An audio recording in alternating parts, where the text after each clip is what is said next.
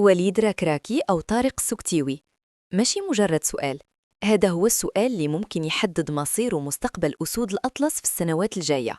هذه مقارنة بالحقائق والأرقام بعيداً على العاطفة. نبدأ بالألقاب والإنجازات.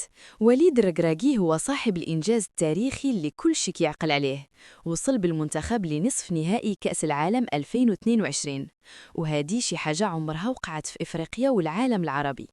وقبل المنتخب فاز بالبطولة مع الفتح والوداد، وزاد عليها دوري أبطال إفريقيا مع الوداد، وحتى في الدوري القطري خد البطولة مع الدحيل. في الجهة المقابلة عندنا طارق السكتيوي اللي عنده مسار كبير مع المنتخبات، جاب لنا الميدالية البرونزية التاريخية من أولمبياد باريس 2024، وفاز بكأس إفريقيا للمحليين، ومع الأندية فاز بكأس الكونفدرالية مع نهضة بركان. أما إلا جينا نهضروا على التكتيك، هنا فين كيبان الفرق بالصح.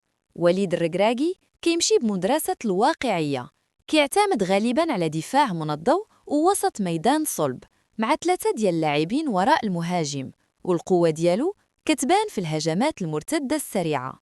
هذا الأسلوب هو اللي حطم به منتخبات عالمية كبيرة. ولكن في المقابل طارق السكتيوي قصة أخرى تماماً. هو مدرب مرن كيعرف يتلون مع الخصم وظروف الماتش، مرة كيلعب بضغط عالي ومرة كيرجع لدفاع منظم، وهادشي كيخليه مدرب صعيب تعرف كيفاش غادي يلعب. نجيو دابا المسار والتجربة ديال كل واحد.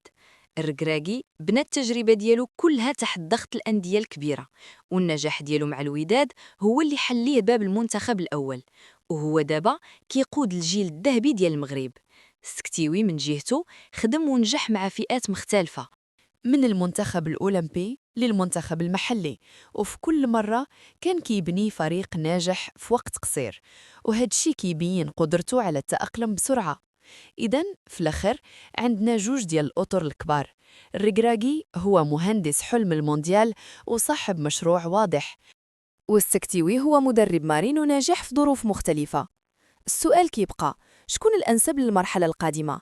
شكون المدرب اللي قادر يضمن لنا الاستمرارية ويكمل معنا الحلم؟ كتبوا لنا الرأي ديالكم في التعليقات، وما تنسوش تشاركوا في القناة.